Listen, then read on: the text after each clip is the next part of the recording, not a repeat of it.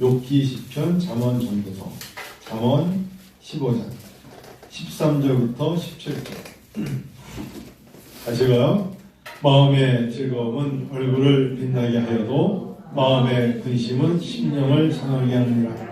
명철한 자의 마음은 지식을 요구하고 미련한 자의 입은 미련한 것을 즐기느니라. 고난받는 자는 그날이 다 험악하나 마음이 즐거운 자는 항상 잔치하느니라. 가산이 적어도 여호와를 경외하는 것이 크게 구하고 번뇌하는 것보다 나으니라. 채소를 먹으며 서로 사랑하는 것이 살찐 소를 먹으며 서로 미워하는 것보다 나으니라. 아멘. 특히 어느 대목이 마음에 와닿으세요? 가산이 적어도 여호와를 경외하는 것이, 큰 기업을 이루고 기업 정도가 아니라 재벌이라 말하는 사람들이 재산을 갖고 형제간에 소송을 벌이고 있는 이 시대에 크게 부하고 번뇌하는 것보다 낫다 했습니다. 물론 가난하면 안 돼요. 하나님께서 말씀하시기를 말씀에 가난하지 않고, 그렇다고 너무 가난하면 도적질 도둑이 될까봐, 남의 것을 탐하게 될까봐, 그래서 너무 부하면 물질을 사랑함이 일만하게 뿌리라 했는데 물질의 유혹에 넘어질까봐. 그래서 하나님은 적절하게 이른 비 늦은 비 때를 따라 보고 주시잖아요. 매일 비 온다 생각해 보세요. 얼마나 힘들겠어요. 근데 비가 안 오면 사망만 되잖아요. 그래서 우리나라 이 민족이 참 복받은 나라입니다. 이 가을을 느낄 수 있는 나라가 많잖아요. 가을이라는 거, 낙엽이 확 떨어지는 이런 계절을 맛볼 수 있다는 게, 오늘 엄청 춥다 그러시는데 저는 오늘 날씨, 이런 날씨 너무 좋아해요. 아직은 젊다는 거죠. 아직. 제가 아까도 임채원 이사님하고 둘이, 김선희 쌤 모르게 둘이 데이트를 했거든요. 저희까지 원이 그랬더니 그러더라고. 워낙 너는 행복한 줄 알아. 난 평생에 목사님이 한 번도 이거 끌어주고 올랐습니다. 다음 주 또 하라는 거지. 매주마다 해드리지. 그래요. 근데 이게 너무 좋아요. 이게 낙엽도 떨어지고 뭔가 만물이 이렇게 변하는 거 느낌. 오늘 양민희 이사님 기도하면서 그 생각이 들어요. 갑자기 짧게. 김장식 목사님과 저는 처음에 가까운 관계입니다. 신학 동기요. 예전에는 제가 형 동생으로서 아주 가까워. 어느 순간부터는 제가 뭔가를 이렇게 조금 도와야 되는 입장이 됐습니다. 군선교도 그렇고. 근데 이게 사람이 교만해져요. 내가 도와준다 생각하니까 내가 도와주는 거야. 내가 도와주는 입장이야. 이런 생각이 갑자기 드니까 제 자신이 이거 아닌데, 돕는 게 아닌데. 그래서 제가 글을 썼어요. 누군가를 도울 때 일방적으로 도움을 준다고 생각하면 자신이 높은 자리에 있다고 교만하게 됩니다. 그러나 상대가 나에게 도움이 된다는 것을 안다면 서로 동등하기에 도움이 아니라 나눔의 기쁨, 부담 없는 관계가 됩니다. 인생이 그렇습니다. 누군가를 내가 도와준다고 우쭐거리면 교만하게 됩니다. 그런데 그게 아니라 상대방이 나에게, 사실 내가 하나님이 이렇게 나눌 수 있도록 하신 것은 하나님의 은혜잖아요. 누군가를 도울 수 있고 베풀 수 있다는 게 얼마나 큰 은혜입니까? 뭐예요? 그 은혜를 깨달을 수 있다는 게 사실 나에게 큰 도움 아닙니까? 그걸 생각할 수 있다면 사실은 나눔의 기쁨이 사실은 부담 없는 관계가 되는 것입니다. 그래서 때로 하나님 우리에게 주신 것 중에, 기쁨과 슬픔 중에, 오늘 제목이 그렇습니다만 제가 근심과, 제가 오늘 제목을 뭐라고 썼냐면 마음의 즐거움과 근심인데, 하나님이 주신 큰 축복 중에 하나가 미소입니다. 미소를 나눌 때 내가 상대방에게 미소를 짓는 순간 미소의 반은 내 거고요, 내 미소를 상대방이 받고 또 나에게 미소를 짓기 때문에 그 미소의 반은 상대방 것이다. 안 그렇습니까? 제가 미소를 주는 상대방이 화를 내요? 그러진 않죠. 내가 미소를 짓는 순간 사실 미소의 반은 내 거고 반은 상대방 겁니다. 상대방이 내 미소를 가지고 또 그 미소를 내가 받기 때문에 100더하기 100이 될 수도 있고요. 내 얼굴의 즐거움은 상대방에게 즐거움을 주는 것입니다. 내 얼굴의 근심은 상대방에게 더 큰 근심거리를 주는 겁니다.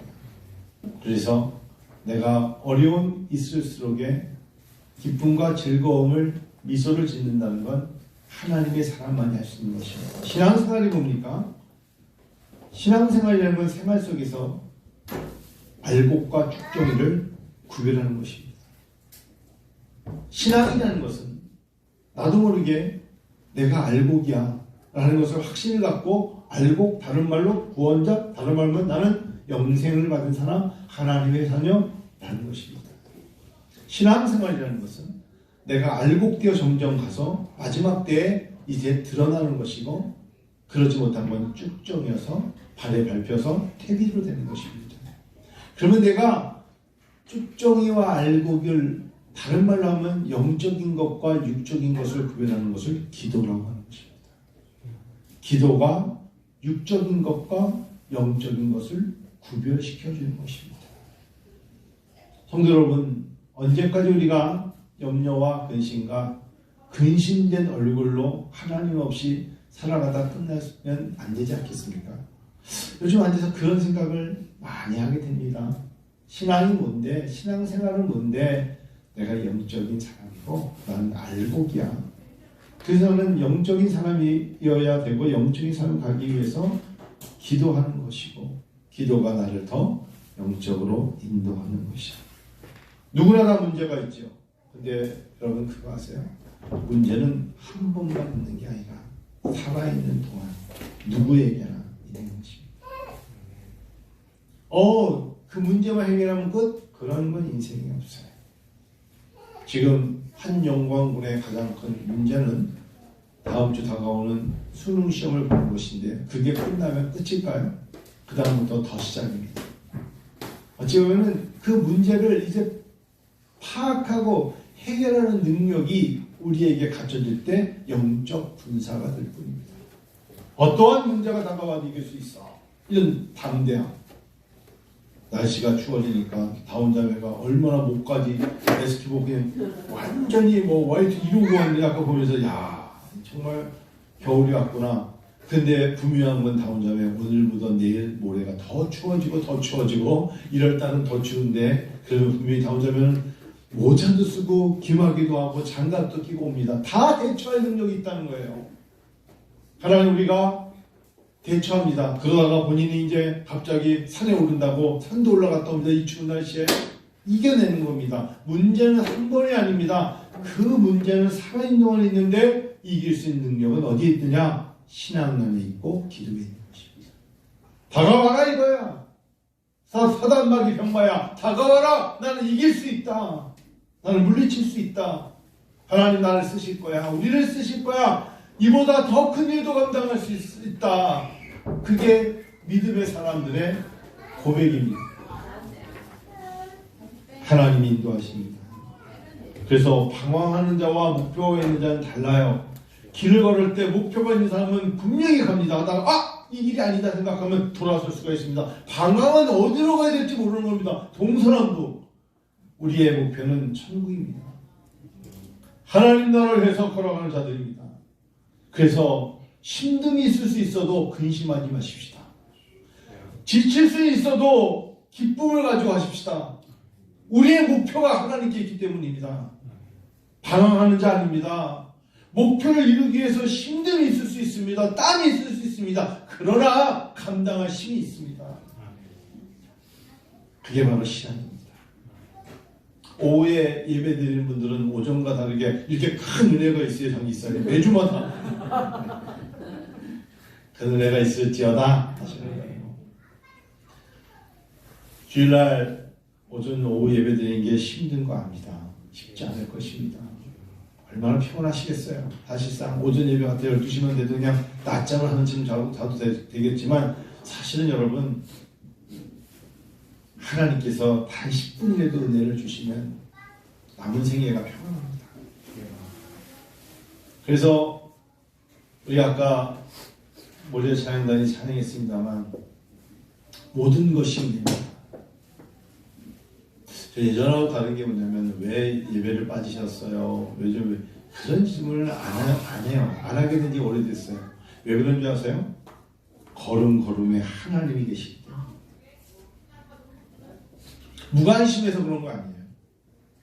무관심이 아니라 하나님은 예전에는 여러분 저는 제 앞에 연구실 앞에 코칭학과 교수가 있어요. 정무 교수인데 그분하고 얘기하면서 그분이 저한테 한 교수님은 티칭보다 코칭이 맞는 사람이래요. 제가 뭐가 다릅니까? 했더니 티칭하는 사람들은 1 더하기 1은 2야 2 더하기 2는 4고 하나하나 다 가르치는 사람은 잘 가르치는 교수는 티칭인데 내가 얼마나 어이없는 사람이라고 듣잖아요. 코칭은 뭐냐면 알아서도 잘해요.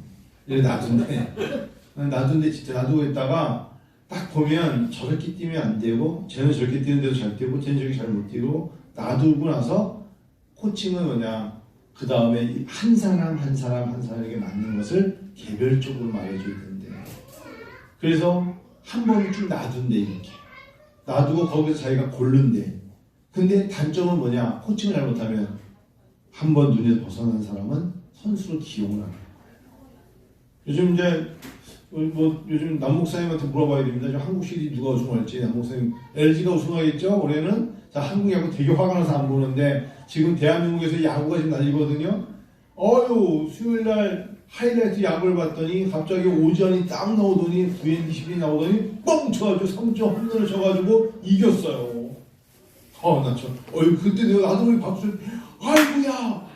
공 하나로 사람들이 울고, 바로 그 전에 박병호가 홈런 쳐가지고 뒤집어졌거든요.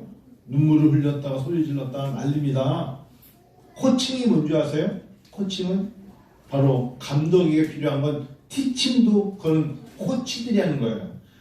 감독 밑에 코치들은 투수 하나만 붙잡고 던지는 투수 코치, 타격 코치, 달리기 하는 주루 코치, 그런 코치들이 하는 거고, 전체를 끌어가는 예수님은 사실은 우리에게 코칭합니다. 각각의 은사가 다르거든요. 각 사람의 은사가 달라요. 각 사람의 은사만 다른 게 아닙니다. 각 사람을 통한 사명과 소명이 다르거든요. 그래서 자기 눈에 똑같이 일률적으로 맞출 수가 없어요. 각 사람이 다 소중하기 때문입니다. 내가 소리내기도 하니까 너도 소리내기도 해. 그럴 수 없어요. 내가 찬양을 크게 하니까 너도 크게, 그럴 수가 없어요. 어떤 사람은 크게 하지 않지만 속으로 괜히 깊게 하는 사람도 있어요. 아까 장기사님이 나가면서 다음 주에 찬양 뭐 할까요? 그랬더니 결정 잘하세요. 저는 어차피 입만 벌리니까. 그렇게 하면 안 된다고 했어요. 근데 그렇다고 그러지만 않아요. 주중에 저한테 장기사님이 지금 온라인 들으시겠지만 저한테 전화 한 통 왔어요. 왜냐면 딸 경란이가 그 영주권이 안 나서 계속 했는데 지난 주중에 영주권이 나왔어요. 미국 영주권 나오니까 조마조마했거든요. 그래서 이러더라고요. 목사님 정말 간절히 기도하고 하나님 응답하신 줄 저는 믿습니다. 그러면서 기도해 주셔서 감사합니다. 얘가 영주권이 안 나오니까 박사과정 공부하면서 월급도 하나도 못 받는데 생활이 어렵죠. 한국에 못 오잖아. 영주권이 안 나오니까. 여러 가지 힘든 거야. 그래서 기다렸는데 4, 5년 걸린다 그래가지고 쭉 났었는데 나왔어. 인터뷰도 없이 나왔대요. 기적이라서 본인이 그러더라고. 그래서 기도해 주는 분이 많거든요. 다시 한번 기도해 주는 분들이 많다는 것을 다시 한번 깨달았습니다. 그러니까 그런 마음들이 다 있어요. 표현을 많이 안 해서 그렇지. 마음의 즐거움은 얼굴을 빛나게 한답니다. 예수 안의 즐거움은 얼굴을 빛나게 하실 줄 믿습니다. 그래서 정말 신앙생활 잘하면 얼굴이 예뻐져요. 그렇죠? 서윤이 얼마나 얼굴이 예뻐. 신앙생활 잘해가지고. 붕어빵 장사는 장기생 하셔야 돼요. 얼굴은 이렇게 따라하고 붕어빵인지 너무 똑같잖아요. 그렇죠? 우리가 마음의 즐거움을 얼굴을 빛나게 한다. 마음의 근심은요, 심령을 상하게 한다. 그래서 근심은 뼈를 마르게 한다 그랬어요. 예수 안에 있으면 근심을 이겨내야 돼요. 예수 안에 있으면서 기도를 하는데 딱 근심해 있는 분들 미안하지만 하나도 본이 안 돼요. 티는 안 내지만 믿음을 가진 사람들은 큰 일을 겪으면 담대해져요. 저는 2024년에 하나님 앞에 하나님 은혜 아버지께 성도와 담임 목사가 얼마나 담대한가를 시험하셔서 하나님 더 큰 일을 한번 감당해 보기를 원합니다. 그렇게 나갈 거예요. 지금까지 그래온 것처럼 하나님이 인도하실 줄로 믿습니다. 가산이 적으면 어떻고 채소를 먹으면 어떻습니까? 하나님을 더 잘 섬기고 서로 신앙 안에서 사랑하며 우애해주며 섬기면 하나님이 역사하실 줄로 믿습니다. 이제 말씀을 마칠게요. 성도 여러분, 추수감사주일이 다가오면 하나님 앞에 내가 잘 이렇게 하면 하나님 좋아하실 거야 라는 그런 마음을 가지고 거룩한 주일 예배를 기다리면 그 예배는 하나님을 흥행하십니다. 다음 주일날 교회 갈까 말까 이거 드리는 거 이거 이미 끝난 거예요. 하나님은 마음의 중심을 보시는 거예요. 여간 처소를 먹으면 어떻고 때로는 가산이 적으면 어떻습니까? 하나님을 섬김이 은혜인 줄 믿습니다. 하나님을 섬겨요. 마음으로. 저는 그래서 요즘 단어 중에 정말 간직하고 싶은 단어가 진심입니다. 진심. 진심으로 하세요. 누군가를 대할 때도 카톡 하나를 대충 하지 말고 진심으로 하세요. 누군가를 위해서 기도할 때도 많이 못해도 짧게 해도 진심으로 기도하세요. 그 진심 안에 정성이 있는 것입니다.